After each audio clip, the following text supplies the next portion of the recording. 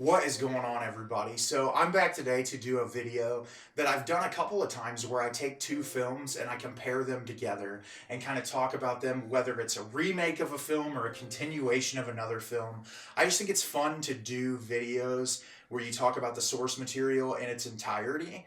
And as I've discussed before on this channel, I have a podcast with my friend Ray called the Film Monsters Podcast, where we go into really great detail and talk about movies, and we kind of discuss different subjects. And this month's topic was sci-fi films, and Ray discussed Blade Runner and Blade Runner 2049, and I had not seen the original Blade Runner since I was like 16 or 17 years old, and really didn't remember very much about it. And it's always been a film I've wanted to revisit, and I'd never seen Denis Villeneuve's Blade Runner 2049. And that was a film that, because I respect Denis Villeneuve so much as a filmmaker and think he's so incredibly talented, that I really wanted to get around to check out. So I watched these movies back to back, and I thought that it would be a lot of fun to just talk about each one in a little bit of detail in this video. And both of these films are incredible, and they are 100% worth checking out, and I think that both of them are great, and I'll get into it a little bit more when I get into the review. Blade Runner is directed by Ridley Scott. In the smog-choked dystopian Los Angeles of 2019, Blade Runner Rick Deckard, played by Harrison Ford, is called out of retirement to terminate a quartet of replicants who have escaped Earth seeking their creator for a way to extend their short lifespan. So this is a film, like I said, I watched when I was about 16 years old, 17 years old, and I remember the world. I remember the immersiveness of the environments, but as far as the plot points specifically, it kind of all pushed out of my mind. And I know there's about 16 different cuts of this film that exist because Ridley Scott is a lunatic and he just never understands 100% what he wants. But in this case, for this review, I'm going to be discussing the final cut, which was the version that I watched. And I really loved this movie. I have some problems with it. I definitely don't think that it's perfect, but I think that it really cements itself as one of the greatest sci-fi films in history because of just how immersive and amazing the set designs were for this particular world at the time that this film was made in. I mean, this was 1982. So this was before CGI. This was before any really amazing visual effects technology existed. And the amount that Ridley Scott was able to accomplish with practical effects in this movie is insane.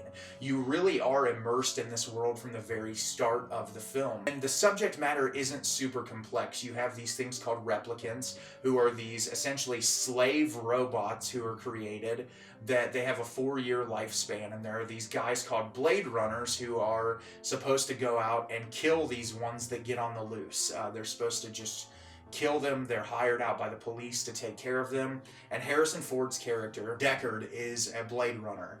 And so at the beginning of the film, you have this conversation between this guy who's working at this like factory with the factory owner, and he's one of the replicants, and he ends up escaping, and there's 4 replicants that they're out looking for. The main one being Roy Batty, played by Rutger Hauer.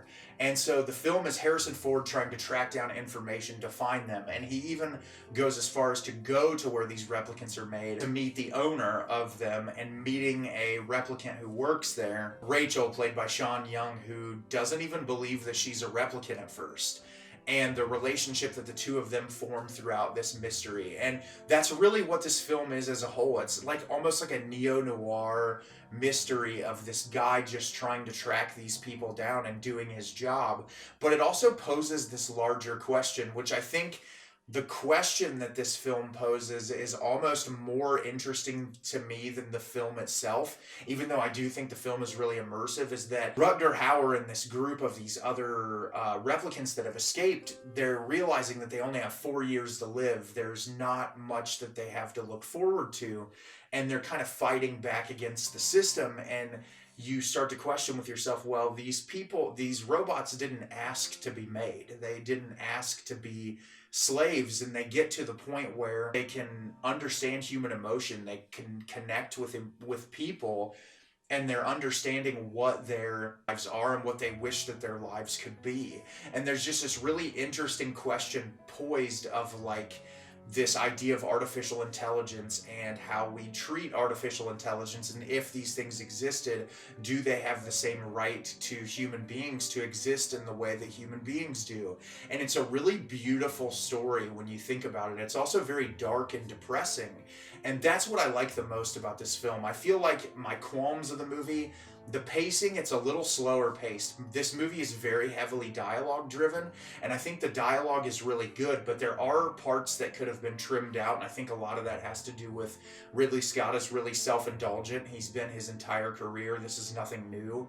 And there's a lot of the film that could be trimmed down, and I also think there's elements of this film that could have been expanded on more. I think the best character in the movie is Rutger Hauer's character. I think he's so exciting to watch. His dialogue sequences are so interesting, and the conversations that he has are really fantastic, and I really wanted more of a focus on him. I remember seeing clips from this movie throughout the years thinking that he was a bigger part of this film, and he's really only in the movie for like 25 minutes, and most of what he's involved in is in the last 25 to 30 minutes of the film.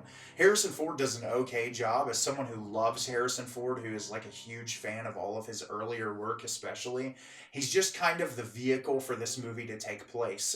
He doesn't really add anything super interesting to the world. He's fine, but everything about the world around him is far more interesting to me than the character himself. And that's really all I have to say about the original Blade Runner. I think it definitely holds its place in the science fiction world. I think there is a reason that it exists, and I think it's a great film. But Blade Runner 2049, which is the film I'm going to talk about now, I think personally is miles above the original Blade Runner, and I think it is something that takes the source material, grows on it, and makes it far more interesting, and looks into question what I was talking about before with this idea of artificial intelligence versus humanity.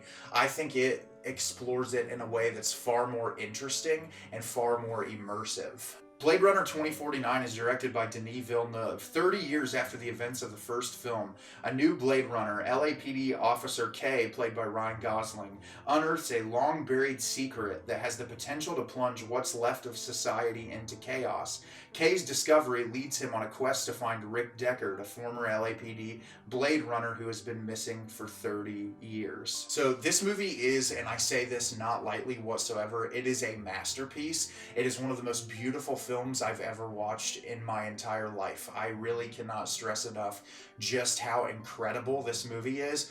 It's been a long time since I've watched a film that has completely and totally immersed me for an almost 3-hour runtime without ever pulling my interest.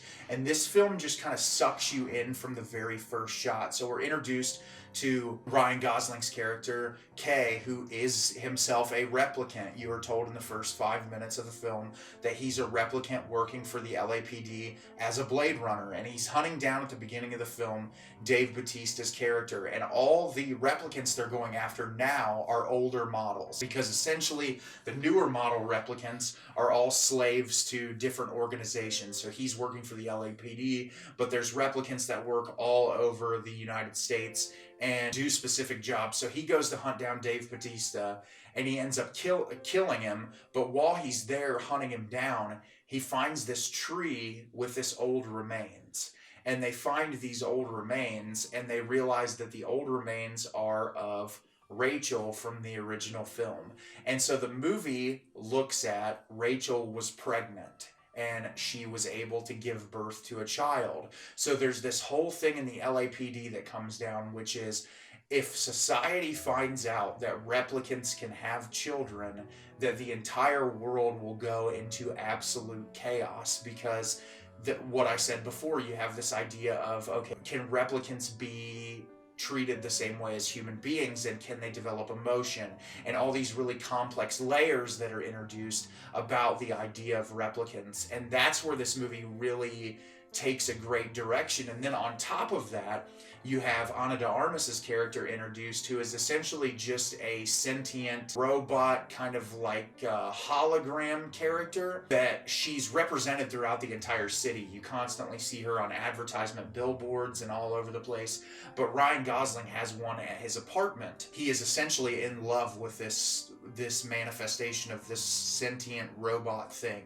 and she genuinely cares for him. And it's reminiscent of a film I love called Her that is very similar to that. And the relationship between those two characters is a really pivotal part of this film. And I don't want to get too heavy into plot points because I know there's a lot of people out there who probably still haven't seen this movie, but it really is just an immersive and amazing experience. The cinematography from Roger Deakins in this film is like jaw-droppingly gorgeous. I have never seen anything like it before in my life. The color palettes, just how visually interesting this is. And obviously now we live in a world with CGI where a lot can be done through computers, but it is really impressive CGI in this film where Denis Villeneuve makes a lot of things almost feel practical.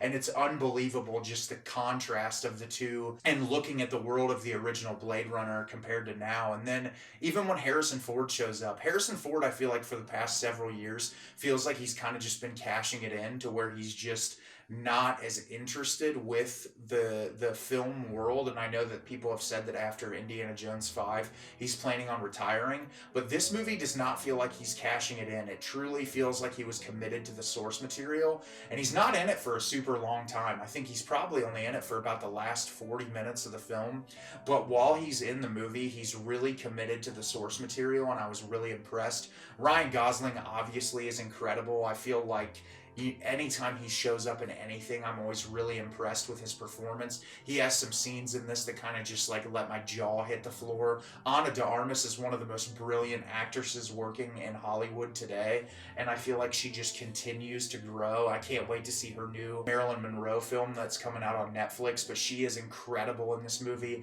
Everyone does a really great job. I'm not a huge fan of Jared Leto, but I think he's fine in the performance he gives, and he's in the movie for such a short period of time. It really didn't bug me too much. But this film does pose that interesting question about humans versus artificial intelligence, and it really dives into it very deeply in a way that kind of makes you think about, if we lived in this world, how would society react to this type of thing? And it's an incredible experience to watch. I feel like the action sequences in this are amazing. The mystery involved constantly leaves you guessing, who is this child? Where did they go? What happened to them? And I feel like the mystery of the film is what makes the almost 2 hour and 50-minute runtime of this feel so brisk and quick. And it was just one of the best movies I've ever seen. The score is absolutely brilliant, utilized in so many amazing moments, and it's just one of my favorite films I've ever watched. I'm so upset that I did not see this in the theater when it was released. But this is a masterpiece, and I think if you're looking for a great science fiction film, you've got to watch the original Blade Runner. It's a little slower to get through, so some people that don't like slower paced films might not like it as much, but it is worth it to build up your knowledge for 2049, which is a masterpiece and is 100% worth your time. So have you seen Blade Runner and Blade Runner 2049? Do you love them? Do you hate them? Leave me a comment down below and let me know what you thought. I love both of these movies. Obviously, I like 2049 a little bit more than the original, but they are both 100% worth your time, and you should definitely check them out. As always, if you can like the video and subscribe to the channel, it helps me out a lot and lets me know the type of content you're looking for. I'm always putting out new material and look forward to getting more out for you in the near future. And as always, everyone, thank you so much for watching, and have a great rest of your day.